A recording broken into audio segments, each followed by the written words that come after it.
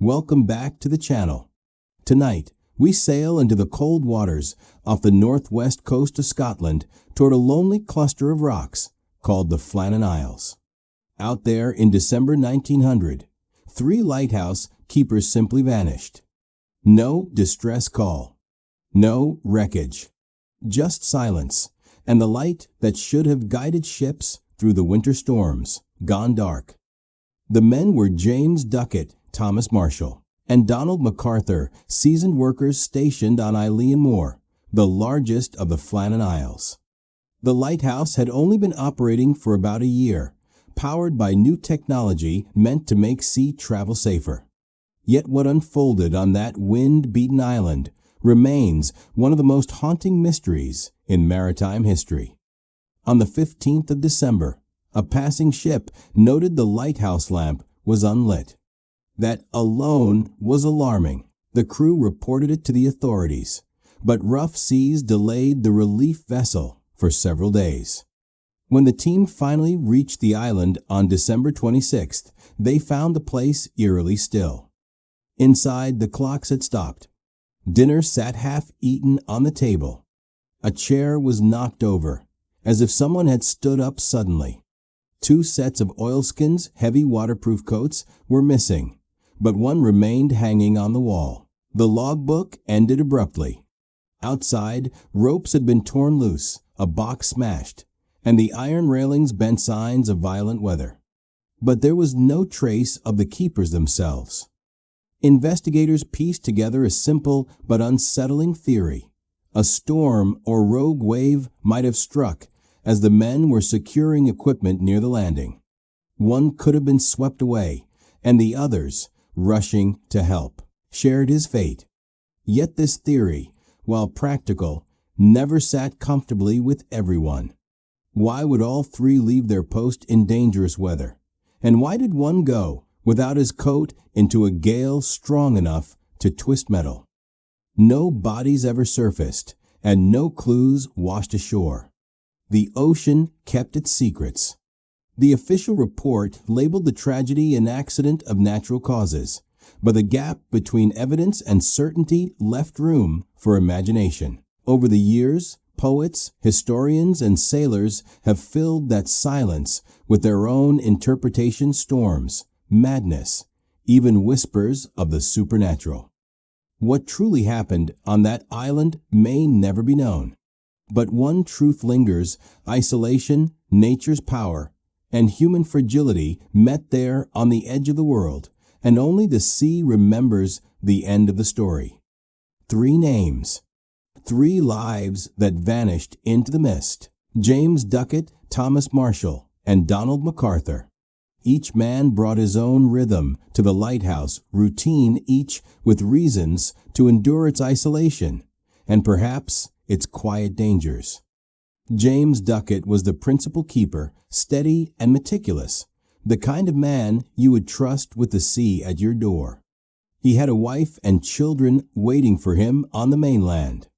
Records describe him as responsible and calm under pressure, the kind of temperament essential for months of solitude. Thomas Marshall, the second assistant, was younger and still proving himself. He had once been fined for losing equipment during a storm, a small incident that carried a quiet weight. Perhaps he felt he had something to prove when the weather turned rough again. The third man, Donald McArthur, was a temporary replacement, a last-minute fill-in for a sick worker. Known as strong-willed and outspoken, McArthur was not a trained lighthouse keeper. His presence broke the rhythm of the usual crew, a small change that would become part of the mystery. Together, they lived a rhythm shaped by sea and light. The Flannan Isles were among the most remote posts in the Northern Lighthouse Service. No nearby village, no regular visitors, only the echo of waves against cliffs. Supplies came once every 2 weeks, and the men were expected to keep detailed logs, maintain the beacon, and watch the horizon. Those entries steady, factual, suddenly stopped. The last note, dated mid-December, spoke of high winds and an unusual calm after the storm. Some claimed later log entries described fear or prayer, though most historians now agree those additions were likely myths. Still, the abrupt silence in the record left a chill. When relief crews read their names aloud and found no sign of them, no footprints, no tools dropped mid-task, no farewell note, the men became legends. Ordinary workers erased without a trace. Their absence echoed louder than any storm, and their names became part of maritime folklore, not just keepers of light, but symbols of how quickly the sea can take what it wants. To this day, their story carries that same strange weight. 3 men who kept the light burning for others, only to vanish into the very darkness they were meant to guard against. When the relief vessel Hesperus finally reached the Flannan Isles on December 26, 1900, the men on board already sensed trouble. From the deck, they could see the lighthouse standing dark and lifeless against the gray Atlantic. No welcoming flag, no movement, no smoke from the kitchen chimney, just the wind howling through stone. The landing itself was dangerous. Heavy waves crashed against the cliffs, and it took time before the relief crew could safely come ashore. When Joseph Moore, one of the keepers arriving to replace the missing men, climbed the narrow path to the station, what he found would stay with him for life. Inside, the lighthouse was silent but strangely orderly. The beds were unmade but not disturbed, as if the men had risen recently. In the kitchen, a meal sat half-eaten, bread left out, and a chair knocked over as though someone had stood up in sudden alarm. The clock had stopped ticking, its pendulum frozen mid-swing. There was no sign of struggle, no blood, no broken glass, just absence. Moore's call-outs were swallowed by the wind. He searched every room, then stepped outside, scanning the cliffs for any trace of the keepers. Nothing. No footprints on the muddy paths. No movement by the landing below. Only the rhythmic crash of waves against the rock. When the rest of the crew joined him, they began a systematic search. At the west landing, they found more unsettling clues. A set of ropes torn loose, a box shattered, and the iron railings twisted and bent by immense force. 2 sets of oilskins, the heavy coats worn for outdoor work, were missing. One, belonging to McArthur, remained inside, hinting he may have rushed out in a panic without proper gear. It was as if the men had stepped into a storm and vanished between one heartbeat and the next. No final log entry explained why they left the safety of the tower, nor any sign of what they would seen or heard.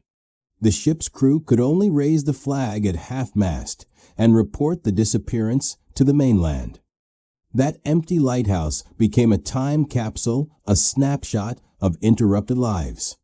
Everything else, from that moment on, was speculation, a storm, a wave, a call for help that drew all 3 outside. The facts stopped there, and myth began to fill the silence. The investigation that followed tried to make sense of what logic could not. The Northern Lighthouse Board dispatched inspectors to the island, led by Superintendent Robert Muirhead, who had known the missing men personally. His report, written in careful, understated language, laid out the facts and quietly pointed toward a single, haunting possibility. At the West Landing, the damage was extraordinary. Railings were torn from their sockets, a heavy supply box was splintered open, and large boulders had been shifted from their resting place. It looked as if the sea itself had risen up the cliff and struck with impossible force. Muirhead noted that ropes, normally coiled neatly on a platform high above the water, were scattered below, suggesting a massive wave had surged far higher than expected. The theory took shape. During a storm, the men had gone out to secure equipment. Perhaps one was caught by a wave, and the others, acting on instinct, ran to help. All 3 were swept into the Atlantic before they could cry out. It was a tragic accident, plausible, simple, and human. Still, something about it felt too neat. The logbook, recovered from the scene, did not record a storm violent enough to cause such devastation. The last entry described strong winds, but nothing catastrophic. Meteorological data from the mainland also showed no major storm on the day the men likely disappeared. For a wave to reach that height, it would have needed to be what sailors call a rogue wave, a wall of water that appears suddenly and defies prediction. That explanation comforted some, but not all. If the sea had claimed them, why were no bodies ever found? The tides in that region are strong, yes, but even so, debris or remains often wash ashore within days. The complete absence of evidence turned a natural disaster into a ghost story. Muirhead's final report stopped short of certainty. He concluded that the men met with an accident, likely due to the sea's violence, and left it at that. The lighthouse was restaffed, its light burning again within days, as if the world refused to linger on the loss. Yet for those who read the report or stood in that silent tower, the theory of the rogue wave was less a solution and more a fragile truce between reason and the unknown. In the end, the ocean was both witness and suspect, and in that relentless wind, it seemed to whisper the same refrain, "You won't find them here." The island itself became the only witness. Every detail the investigators documented was studied, retold, and reinterpreted for more than a century. The west landing, a steep descent carved into rock, was where most of the clues lay. It was a place the keepers visited often, where they hauled up supplies and secured mooring ropes against the Atlantic winds. When the search team examined it, they found unmistakable signs of violence. The iron railings lining the steps were twisted and half ripped from the stone, bolts torn clean away. A storage box that once held ropes and tackle had been smashed open, its contents scattered and soaked. Heavy rocks had shifted, not something human hands could easily do. Close by, one of the mooring ropes had come loose, hanging over the cliffside, frayed as though wrenched by immense force. To the investigators, it was clear that something powerful had hit that landing, something sudden and unrelenting. The image of a rogue wave, an enormous wall of water striking without warning, seemed the only answer that fit the physical scene. But certain details refused to line up. The door to the lighthouse had been locked from the inside, and everything within remained almost neat. Tools were stored, lamps filled with oil, logbooks tidy. If the men had been caught by surprise, how did they have time to close the door behind them? And then there was the oilskins puzzle. 2 were gone, 1 remained. In weather this harsh, a keeper stepping outside without protection bordered on reckless. Did McArthur rush out when he saw his colleagues in danger, or was he already outside, his coat left behind for another reason entirely? These fragments of evidence felt more like questions than answers. The scene suggested both order and chaos, calm and catastrophe. Investigators could not decide whether they were looking at the aftermath of a storm or the remnants of something stranger, something that did not leave marks science could measure. Standing on that landing, staring out at the endless gray water, one could understand how fact and myth began to blur. The clues pointed to the sea, but the silence felt deeper than any wave could carve. The physical traces told only part of the story, the rest seemed swallowed by the wind, by time, and by the ocean that still breaks against those same stones today. In most disappearances, something always comes back. A body, a fragment of clothing, a tool washed ashore, some proof that what was lost once existed. But not here. In the weeks and months after the keepers vanished, no trace of them was ever found. No remains, no equipment, not even the faintest drift of debris on the water. Search parties combed the nearby shores of Lewis and Harris, the closest islands to the Flannans.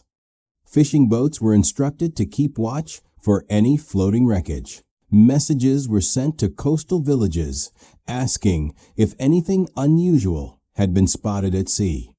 The response was the same everywhere: nothing. It was as if the Atlantic had swallowed the three men whole. This silence from the ocean unsettled even the most practical minds. Waves could destroy, yes, but they also returned what they claimed. Fishermen spoke of storms that tore apart entire vessels, yet still sent back bodies within days. So why, in this case, did the sea leave nothing? The possibility of strong underwater currents was raised. The cliffs around the Flannans drop sharply into deep water, and the tides there are unpredictable. If the men had fallen or been pulled from the landing, their bodies might have been carried far into the open Atlantic, beyond any reasonable search range. Some suggested they could have been trapped among the rocks below the surface, places no diver could safely reach at the time. Still, the total absence of evidence became its own mystery. Without physical proof, everything else became theory and speculation.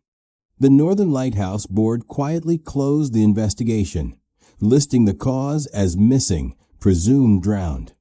But even that phrasing carried an unease: presumed, not proven. For the families waiting on the mainland, closure never came. Ducat's wife received his belongings in a sealed box. Marshall's family held a quiet service without a grave. McArthur's relatives, in particular, struggled with the idea that a man known for his strength could vanish without leaving a mark. The empty sea mocked every human effort to explain. Day after day, the waves rolled over the same rocks, as if erasing the story on purpose. And so the Flannan Isles became a monument to the kind of mystery that does not end, it just fades, one tide at a time, into legend. The heart of the official explanation, violent weather, starts to wobble when you look closely at the records. The Lighthouse logbook, kept meticulously by the men until their disappearance, was meant to capture everything: wind direction, visibility, sea state, and routine maintenance. Those final entries became the focus of every later analysis. They described strong winds and rough seas, but nothing like the apocalyptic storm needed to twist railings or shift boulders. The last recorded observation, dated December 13th, mentioned that the wind had finally calmed and visibility improved. If that is true, then the men likely vanished not in the middle of chaos, but during its quiet aftermath. Weather archives from the Scottish mainland add another layer. Meteorologists reviewing barometric and wind data from that week found no indication of a storm severe enough to match the devastation seen on the island. There were gusts, yes, normal for winter, but no hurricane, no tidal surge warning. So if the wave theory held, it would have to be an anomaly, a rogue wave, unpredictable and nearly invisible until it struck. This conflict between observation and evidence is what kept the mystery alive. Some historians suggest the logbook might have understated the danger. The keepers could have been exhausted or delayed in their recordings. Others think the damage might have occurred gradually, storms pounding the site over several days, not one single event. But the simplest timeline still resists logic. The light went out on December 15th. The relief ship arrived on the 26th. Somewhere between those dates, the men vanished. The sea left its scars on the cliffs, but nature's paperwork, the winds, the tides, the pressure charts, refuses to fully corroborate the story. To some, that is where the real unease begins. The weather did not fit the disaster. Either the storm was something extraordinary beyond what data could register, or something else entirely had unfolded. In the sterile calm of the archives, this contradiction still whispers. Maybe the official report did not miss a clue. Maybe it chose to stop asking.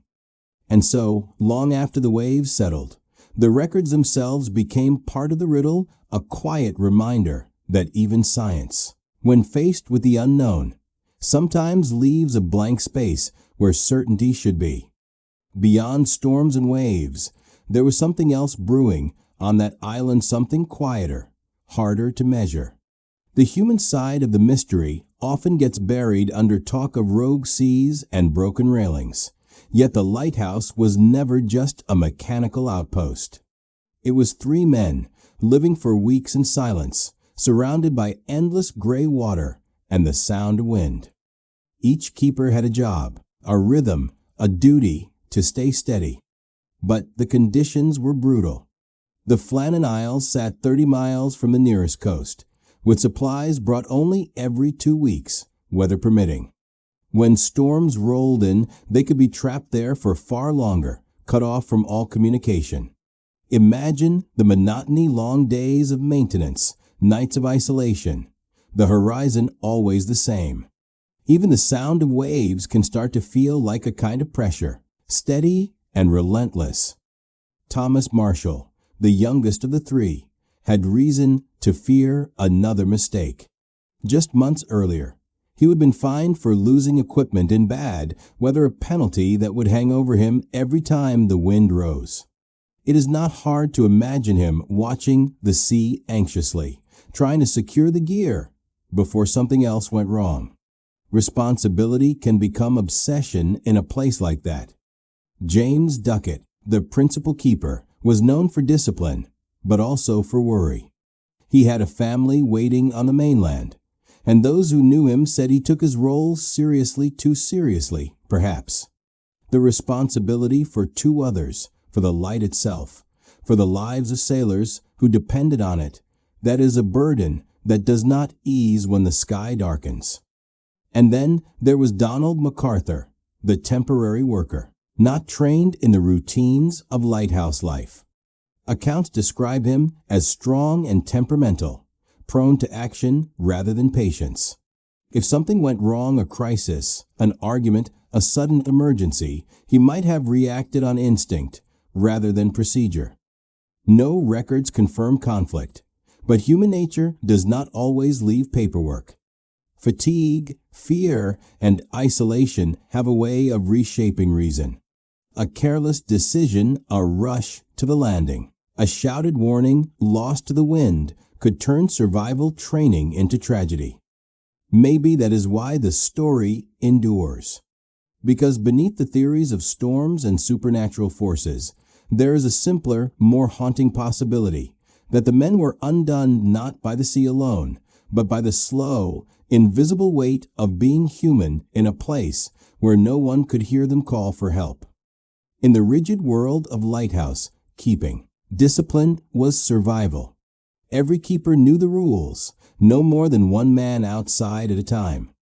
The others stayed inside to tend the light, record the logs, or act as backup in case of emergency. The system existed precisely to prevent what happened on the Flannan Isles. And yet, when the relief team arrived, it was clear all 3 men had left the tower. The light had gone out, the door was locked behind them, and no one remained inside to operate the signal or record the events. This simple break in procedure became one of the most puzzling elements of the case. Why would experienced keepers, men trained in caution, all step out together into danger? Theories formed quickly. Some suggested that one of the men, perhaps Marshall, went down to the landing to secure ropes that had been loosened by the wind. When he failed to return, Ducat might have gone to help, leaving McArthur alone in the tower. Then McArthur, seeing his colleagues in trouble, could have run out in panic, forgetting his oilskin, leaving the door open behind him. It is a sequence that fits the evidence, but relies on a cascade of bad timing and worse luck. Others thought something more deliberate had happened. Perhaps a sudden sound, a a cry, or even the sight of a rogue wave approaching had drawn them all outside at once. The island's cliffs amplify noise. What sounds like a nearby emergency could be nothing more than the ocean playing tricks on the ear. In that moment, instinct might have overruled procedure. But some investigators, both then and later, wondered if human emotion played a role. Fatigue, conflict, or sheer tension can make rules feel less like safety and more like chains. On an isolated rock with no oversight, even the most disciplined men can bend protocol when faced with fear or defiance. That single decision to all leave the light was the final turning point. After that, the sea filled in the rest. The violation might seem small, but it changed everything. In a job defined by routine and caution, breaking the pattern meant breaking the thread that connected them to survival. Whether they acted out of duty, panic, or confusion, their choice to step outside together sealed the mystery that still endures a silent moment when the rules failed, and the ocean claimed the story for itself. It is a small thing, almost too ordinary to matter, a single oilskin coat hanging neatly by the door. But that detail has puzzled investigators for more than a century. 2 of the heavy waterproof coats were missing, suggesting the men put them on before stepping out. The third remained in place, untouched. That coat belonged to Donald McArthur, the temporary keeper, the one known for his temper and impulsive nature. The simplest explanation says McArthur may have rushed outside in a hurry. Perhaps he saw his fellow keepers in trouble, heard a shout from below, and reacted without thinking. He would have known the danger. The cliffs were slick, the wind howled through the cracks, and waves could surge high enough to swallow a man whole. Still, he might have gone bareheaded and unprotected into the storm. But others read the scene differently. Maybe McArthur had not forgotten his coat. Maybe he had not expected to need it. Some believe all 3 men left the lighthouse together, stepping out only for a moment, confident they would return quickly. A sudden gust, a shifting rock, a single misstep could have turned that confidence into catastrophe. There is another, quieter possibility too, that McArthur's coat being left behind hints not at panic, but hesitation. If the first 2 men went down to the landing, and he stayed behind, perhaps he lingered too long, torn between duty and instinct. By the time he decided to follow, it might already have been too late. The scene could have frozen that choice forever. One man halfway through the door, the wind carrying away the last sound of his crewmates. What makes the oilskins detail haunting is not just what it says, it is what it refuses to explain. It humanizes the story. 3 men trying to make the right decision in conditions that do not forgive hesitation. In a sense, that single coat became a ghost of its own. It is the only piece of the men's daily life that survived untouched, still hanging in the same place when the relief crew arrived. A reminder that someone meant to come back, that the moment was not meant to be final. Sometimes, the smallest evidence holds the loudest echoes. The missing coats told of purpose. The one left behind told of interruption of an intention that never had the chance to finish. More than a century later, the Flannan Isles mystery stands exactly where it began, half in fact, half in fog. No new evidence has surfaced since that winter of 1900. No bones, no tools, no fresh clue from the sea. What endures instead are the stories we build around what is missing. Modern researchers have re-examined every piece of the puzzle: the logs, the official reports, the weather charts. None add anything conclusive. The Northern Lighthouse Board's original verdict missing. Presumed drowned still holds. The case was never reopened because there was nothing to reopen. The archives are silent, and the Atlantic keeps its secrets. And yet, silence invites imagination. Over the decades, The void is filled with explanations that stretch from reasonable to surreal. Some writers propose that one man snapped under isolation, turning on the others in madness or rage, before meeting the same fate himself. Others suggested a freak landslide, or that a gust blew them off the cliff as they worked. Each theory fits one part of the evidence, but contradicts another. Then came the more poetic interpretations, the supernatural, the mythic, the idea that something beyond understanding reached out from the sea that night. Poets wrote of ghost ships and spirits calling from the deep.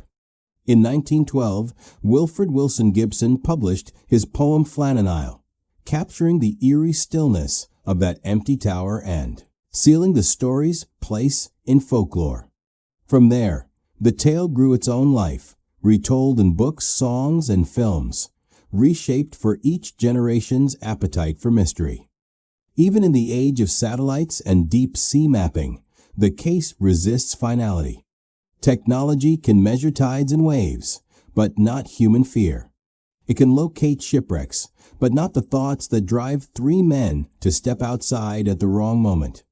Maybe that is why it still holds power, not because we can explain it, but because we keep trying to. The lighthouse has since been automated, no more keepers, no more human presence.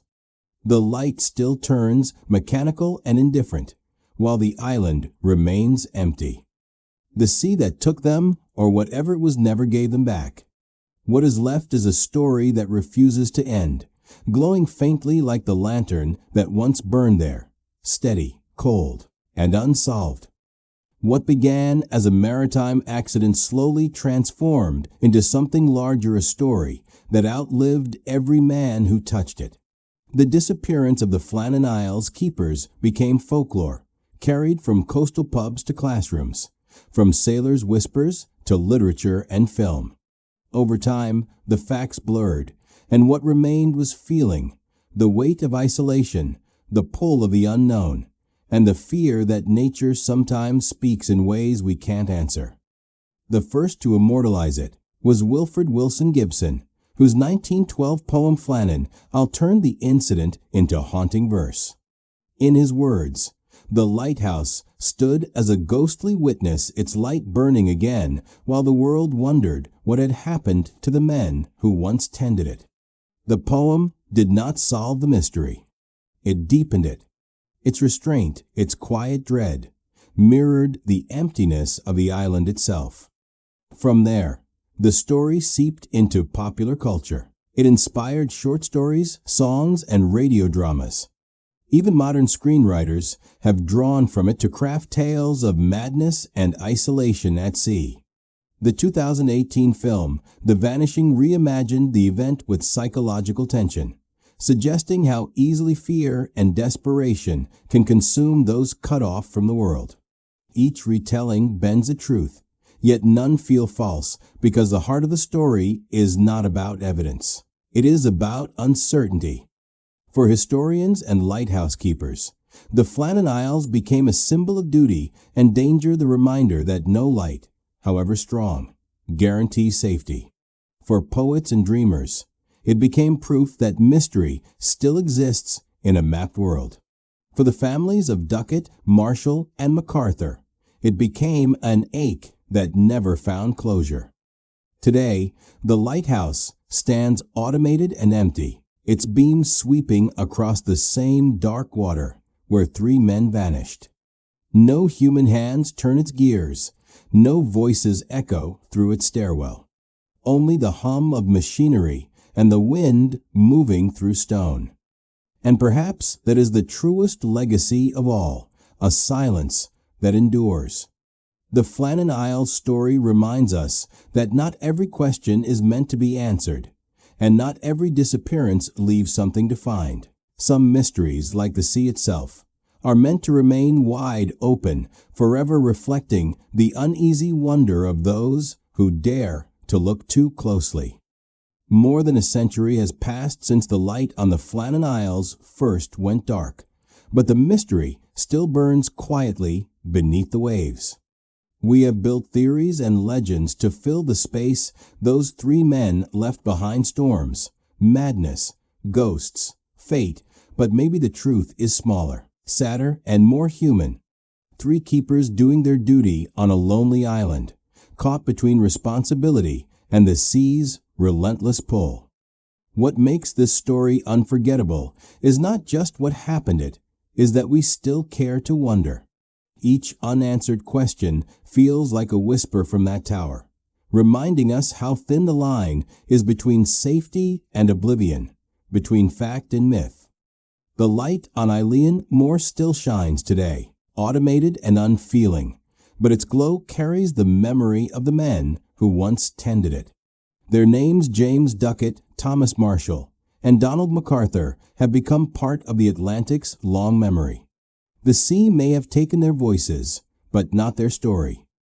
Thank you for joining me tonight on this journey through one of history's most haunting disappearances. If you enjoyed unraveling the mystery of the Flannan Isles, do not forget to like, subscribe, and share your thoughts below. What do you think really happened on that lonely island? Until next time, keep your curiosity alive and your light steady. Some mysteries, after all, are meant to guide us, not to be solved.